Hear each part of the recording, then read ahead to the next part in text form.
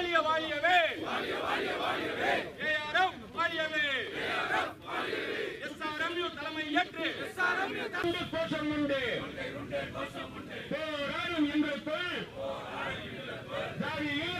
கன்னியாஜி தலைமையிலே வீரசேகரன் தலைமையிலே நடத்துகின்ற போராட்டங்கள்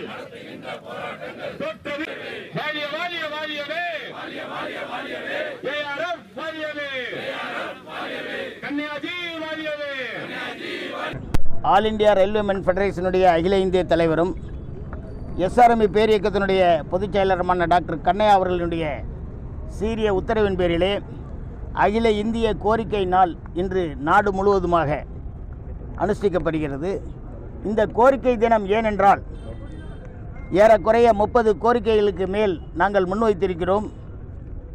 8வது சம்பள கமிஷனை உடனடியாக அமுல்படுத்த கோரியதோடு அல்லாமல் அந்த 8வது சம்பள கமிஷன் வரும் வரை 1/1/2026 முதல் ஐஆர் என்கிற இன்ட்ரீம் ரிலீஃப் கொடுக்கும்படி இந்த ஒன்றிய அரசை வலியுறுத்தியும் ஏறக்குறைய 2.5 லட்சம் காலியிடங்களை பயணிகளுக்கு ஆபத்தாக, ரயில் பயணிகளுக்கு ஆபத்தாக, பொதுமக்களுக்கு பாதுகாப்பாக இருக்கக்கூடிய ரயில்வே துறையானது ஏறக்குறைய 2.5 லட்சம் காலியிடங்களை காலியாக வைத்துக் கொண்டிருக்கிறது.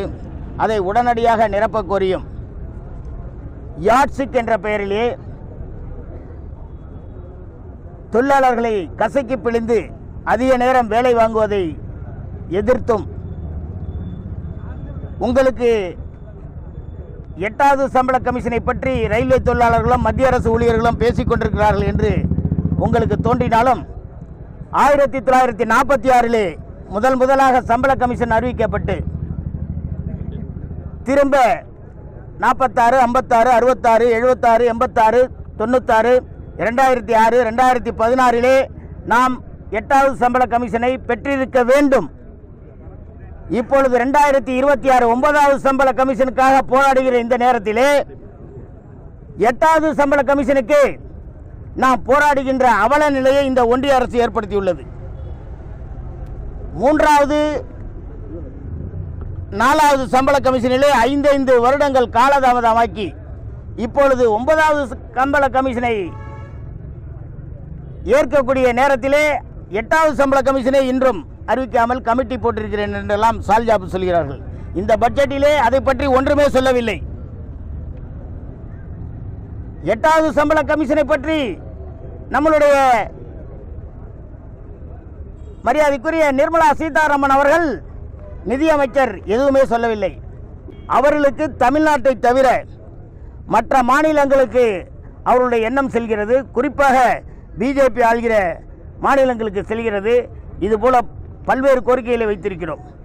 ஆகவே இதனை இந்த ஒன்றிய அரசு நடத்தாவிட்டால் இதற்கான கமிட்டிகளை அனுப்பி உடனடியாக 8வது சம்பள கமிஷனும் ஐஆரும் கொடுக்காவிட்டால் நிச்சயமாக நாடு தழுவிய ரயில் நிறுத்த போராட்டம் வரும் என்று இந்த நேரத்திலே ஒன்றிய அரசையும் ரயில்வே நிர்வாகத்தையும் எச்சரிக்கிறோம். இது இறுதி எச்சரிக்கை.